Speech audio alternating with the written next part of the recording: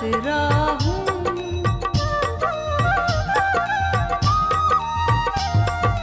एक छोटा सा कतरा हूँ। एक छोटा सा कतरा हूँ। दरिया के संग बहता हूँ।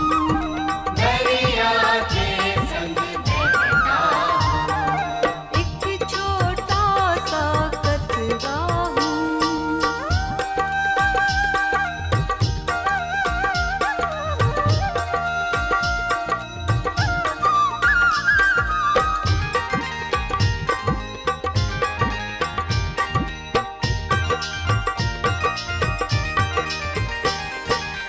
ना कोई अपनी ख्वाहिश,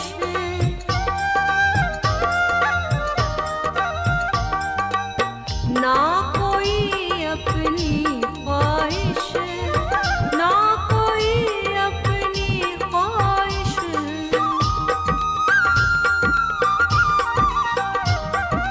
उनकी रजा में रहता हूँ।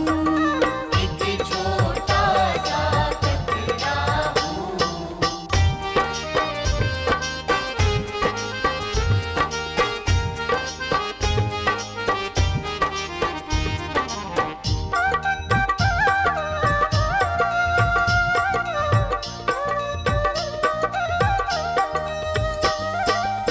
पंडित मोमिन शेख दुखी,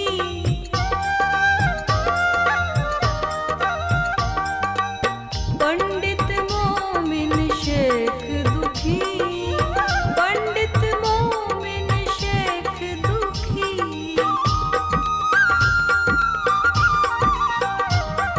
मैं पागल खुश रहता हूँ। एक छोटा सा कतरा हूँ।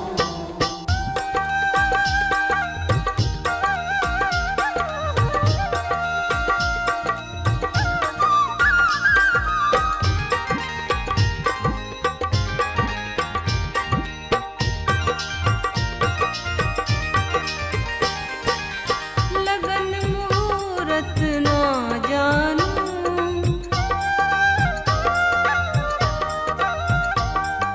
लगन मुहूर्त ना जानूं, लगन मुहूर्त ना जानूं।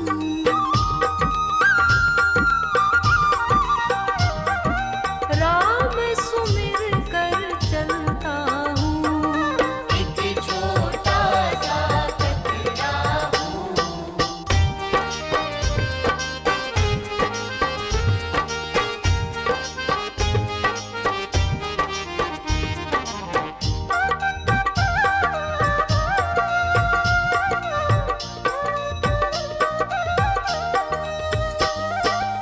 झूठों की इस बस्ती में,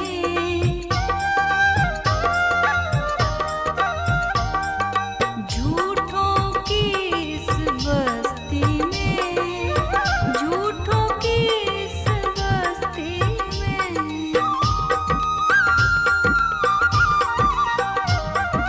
सच्ची बातें कहता हूँ। एक छोटा सा कतरा हूँ।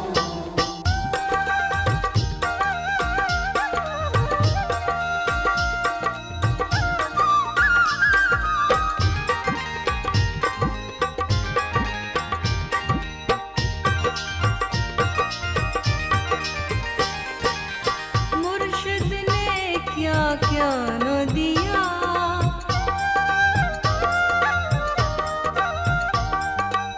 मुर्शिद ने क्या क्या न दिया, मुर्शिद ने क्या क्या न दिया।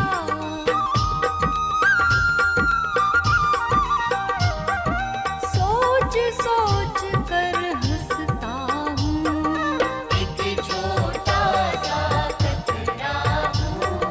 दरिया के संग बहता हूँ। दरिया के संग बहता हूँ। एक छोटा सा कतरा हूँ। नमस्कार। एक छोटा सा कतरा हूँ, दरिया के संग बहता हूँ। स्वयं को कहते हैं कि मैं एक बूंद हूँ, लेकिन नदी के साथ बहता चला जाता सागर में लीन हो जाता हूँ। दरिया को कभी नदी भी कहा गया है, कभी समुद्र भी कहा गया है। ये छोटा सा बूंद कैसे सागर में मिट जाती है, और जब सागर में मिट जाती है तो उसका अपना कोई वजूद नहीं रहता, उसमें पूरा वजूद उस सागर का ही है। यहाँ दरिया को कह रहे हैं परमात्मा, और स्वयं को कह रहे हैं कि मेरा होना मेरी आत्मा। देखा जाए तो इसमें तथाता का भी बहुत गहरा सूत्र है। स्वीकार भाव कैसे हमारे जीवन में आ जाए जो नहीं आता। इसके 3 चरण हैं स्वीकार भाव के, थोड़ा इसको भी समझ लें। एक तो ये है कि परमात्मा करता है, कुछ अनुकूल करता है, कुछ प्रतिकूल करता है। हम बस मजबूरी में मान लेते हैं, ठीक है कुछ कर तो सकते नहीं, तो अनुकूल करता है तो भी ठीक है, तो प्रतिकूल कर रहा है तो भी ठीक है, और हम उसका स्वीकार करते हैं। ये पहला स्टेज है। दूसरा ये है परमात्मा जो भी कर रहा है हम उसमें कुछ प्रतिकूल नहीं ढूंढते, सोचते हैं सब कुछ मेरे विकास के लिए है, सब कुछ अनुकूल है। ये स्वीकार भाव किसी मनुष्य में जब आने लगता है, ये इसका दूसरा चरण है कि जब जो भी मेरे जीवन में हो रहा है इसमें कुछ प्रतिकूल नहीं है, सब अनुकूल ही अनुकूल है।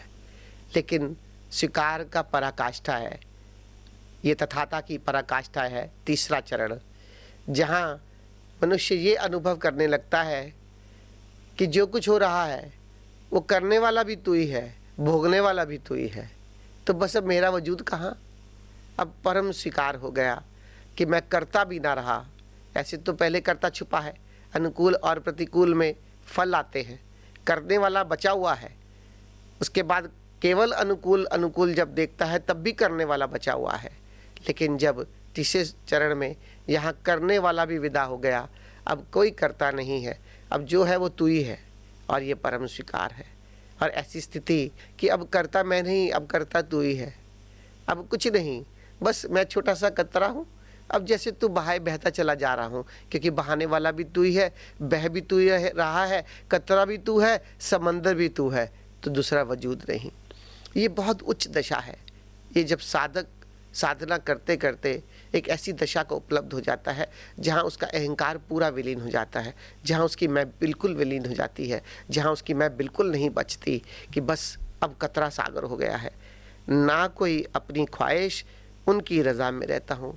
अब ना कोई ख्वाहिश से अर्थ क्या है, अब पूरी कामनाएं भी विदा हो गई, कोई तृष्णा नहीं है, कोई कामना नहीं है, कोई मोह नहीं है, कुछ नहीं है। अब मुझे कुछ नहीं चाहिए कि मैं कहूँ कि दे मेरे साथ ये हो, परमात्मा तू मुझे ये दे, मेरी कोई ख्वाहिश नहीं है। मेरी ख्वाहिश तेरी रज़ा है, मेरा ख्वाहिश तेरा होना है, मेरी ख्वाहिश तेरा हुक्म है, मेरी ख्वाहिश बस ये जीवन है, जैसे तू जिया रहा है यही मेरी ख्वाहिश है। मेरी ख्वाहिश अब कुछ अलग से है ही नहीं, जो तू चाह रहा है वही मेरी ख्वाहिश है, जो तू मुझे बनाना चाहता है वही मेरी ख्वाहिश है।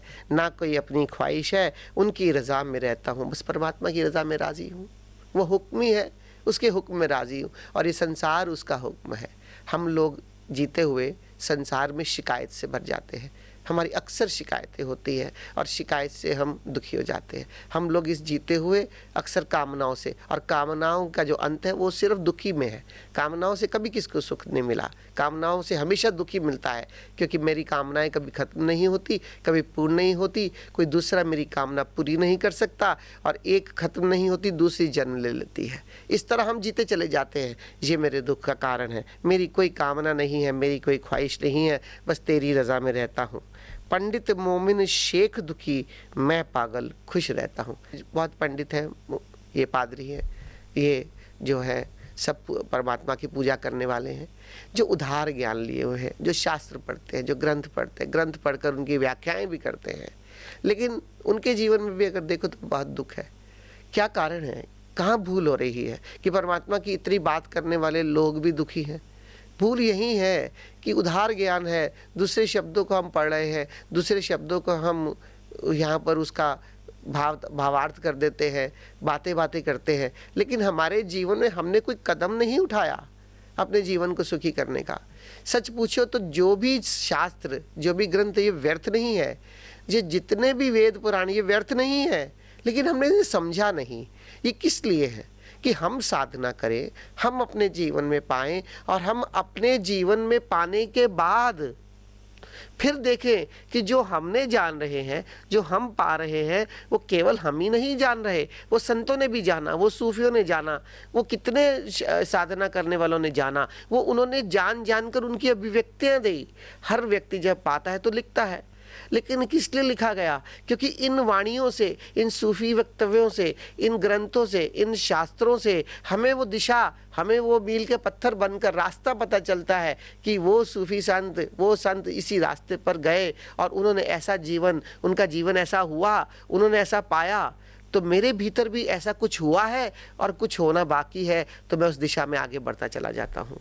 ये हमारा मार्गदर्शक है, ना कि हमारी पूजनीय। पूजने के लिए नहीं, पूजने के लिए तो संत खुद है, पूजने के लिए वो ग्रंथ नहीं, पूजने तो में के लिए तो वो ग्रंथ लिखने वाला है जो हमें इतना मार्गदर्शन दे रहा है। लेकिन हम उसको छोड़कर उन ग्रंथों को, उन वक्तव्यों को सब कुछ मान लेते हैं जो हमारे अनुभवों को स्टैंप लगाने के लिए, सच पूछो, जो हमारे अनुभवों से हमें बताने के लिए है। लेकिन हम ऐसा कर नहीं पाते, हम अपने जीवन में कुछ नहीं करते, सिर्फ उधार ज्ञान लेते हैं।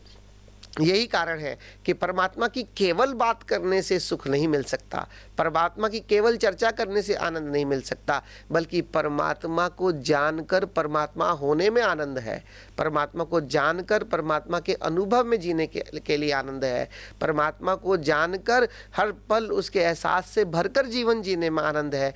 जो उसका ज्ञान होता है, बहुत संतों ने ज्ञान पाया, और ज्ञान है क्या? कि मेरे भीतर भी वही परमात्मा है, मेरी आत्मा उसी का अंश है। ये बौद्धिक तल से नहीं, ये अनुभव से जान लिया। जब ये अनुभव से जान लिया तब ये सच्चा ज्ञान हो जाता है। पंडित मोमिन शेख दुखी, मैं पागल खुश रहता हूँ, लेकिन मैं तो खुश रहता हूँ, मैं उनकी तरह दुखी नहीं हूँ। लगन मुहूर्त ना जानूँ, राम सुमिर कर चलता हूँ। परमात्मा के नाम का ही सबसे ज़्यादा महत्व है मेरे जीवन में। और नाम क्या है? ओंकार। नाम क्या है? शब्द। नाम क्या है? उस परमात्मा का स्वरूप, उस परमात्मा की उपस्थिति यहाँ अनुभव की जा सकती है। वो ऐसा कोई परमात्मा नहीं जो आकाश में जीता है। ओंकार है, नूर है, अमृत तत्व है, प्रेम तत्व है, ये सब चैतन्यता है, ये परमात्मा के स्वरूप है, उनके गुण है। इनको अनुभव किया जा सकता है। उनके अनुभव करता हूँ, यही मेरा राम सुमिरना है, यही उसकी याद में जीना है। और इसके लिए कोई लगन मुहूर्त नहीं, इसके लिए नहीं कि सुबह याद उठो और सुबह उठकर उसका 1 घंटा ध्यान करो और पूरा दिन भूले रहो, एक पल भी उसका विस्मरण ना हो जाए। ये मेरा मुहूर्त है, ये मेरा लग्न है। हर पल मेरे लिए शुभ है जिस पल में तेरी याद है, हर पल मेरे लिए शुभ है जिसमें तेरा एहसास है। और जो पल में मैं तुझे भूल जाता हूँ, वो पल वैसे ज्योतिष की दृष्टि से, लगन मुहूर्त की दृष्टि से कितना भी अच्छा हो, लेकिन मेरे लिए वो पल बहुत खराब, बहुत मृत्यु के समान है। जैसा किसी शायर ने कहा, खाली जो गुजरे एक नफस, मौत है जिंदगी नहीं यथार्थ। तेरी याद में गुजरा हुआ एक पल मेरे लिए मृत्यु के समान है। तेरी याद में विस्मित हुआ हुआ एक पल मेरे लिए मृत्यु के समान है। और तेरी याद में बीता हुआ हर पल मेरे लिए आनंद है, मेरे लिए परमात्मा का ही पल है। क्योंकि तेरी याद के बिना मेरा कोई जीवन नहीं, तेरे हुए बिना, तेरे ख्याल के बिना मेरा कोई जीवन नहीं। झूठों की इस बस्ती में सच्ची बातें कहता हूँ। सारी बातें हैं, सब झूठ पर दुनिया टिकी है। धन कमाने के लिए झूठ, पद पाने के लिए झूठ, दूसरों को नीचा दिखाने की कोशिश। हर समय मैं देखता हूँ संसार में यही कुछ है। बस सब कुछ पाने के लिए सब काम करने के लिए तैयार है, लेकिन सब कुछ जहाँ मिलता है वहाँ जाने के लिए तैयार नहीं। सब कुछ मिलता कहाँ है वो आगे बताते हैं। मुर्शिद ने क्या क्या न दिया, सोच सोच कर रसता हूँ। और जहाँ मिलता है वो मुर्शिद के चरणों में मिलता है, क्योंकि जिसने खुद जाना वही बता सकता है कि जीवन का मूल्य क्या है। जिसने खुद जाना, जिसने खुद पहचाना, जिसको जीवन जीने का सलीका आया, वही हमें जीवन जीने का सलीका बता सकता है। हमें भी खोजना होगा, हमें भी पाना होगा। हम सबको प्रेरणा दे रहे हैं, हम सबका मार्गदर्शन करना चाहते हैं कि तुम देखो सच्चाई कहाँ है, तुम ढूंढो। इस संसार में सब कुछ है, तुम्हारे भीतर सब कुछ है, तुम्हारे भीतर उस परमात्मा का पूरा अंश आत्मा की तरह है। लेकिन तुम बाहर बाहर इस संसार में खोजते चले जाते हो और दुख से दुखी हुए चले जाते हो। हम जो भी करते हैं, हम भी जाते हैं मंदिर, मस्जिद, गुरुद्वारे। मैं नहीं कहता नहीं जाओ, जरूर जाओ, यात्रा वहीं से शुरू होती है, उसके बिना यात्रा नहीं। क्योंकि जब बड़े होते हैं तो सीधा इतनी समझ नहीं आती कि सीधा हम पैदा होते ही जो थोड़ा सा हमें समझ हो 10, 11, 12 साल में हम कामिल मुर्शिद खोजने चले जाए, वो बहुत कहीं करोड़ों में किसी एक के साथ होता है। शुरुआत तो हमारी यात्रा यहीं से होती है जहाँ परमात्मा का द्वार बता दिया किसी ने, हम जाकर माथा टेकने लगे।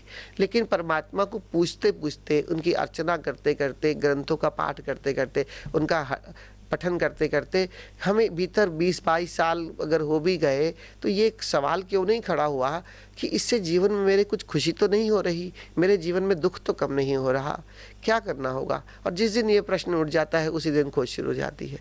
लेकिन वहाँ फिर उसके बाद दूसरा चरण आता है जब हम खोज निकलते हैं। सच पूछो तो यात्रा खोज से ही शुरू हो जाती है, क्योंकि जब तुम खोजने लगते हो तो पा लेते हो। अभी तक पाया क्यों नहीं? क्योंकि खोजा नहीं। अपने अंदर झांक कर देखना, हमारे भीतर प्यास हमने पूरी तरह जगाई नहीं, पूरी तरह तड़प पैदा नहीं की उस परमात्मा के लिए, पूरी तरह अपने भीतर हम व्याकुल नहीं हुए दुखों से कि क्यों ये दुख बार बार हमारे जीवन में आते हैं, क्यों ना मैं अपने भीतर अपने आनंद को उपलब्ध हो जाऊं। एक पल सांस सांस में जब उसको स्मरण करता है सूफी संत, तब उसको ये एहसास होता है कि वो तो हर तरफ है। तो फिर उसको सहारा बनाकर इस जीवन में जीने का सलीका सीख लेता है। उसको सहारा बनाकर आनंदित जब हो जाता है तभी परमात्मा को पाकर संसार में प्रेम बांटता है, संसार के लिए करुणा करता है। लेकिन उसके बिना कुछ नहीं हो सकता। इसलिए हमें भी खोजना होगा, और बस फिर खोज कर उससे ज्ञान लेकर, उसकी याद में डूबकर, भक्ति में डूबकर, उसके प्रेम में डूबकर हमें भी अपने जीवन को धन्य करना होगा। धन्यवाद।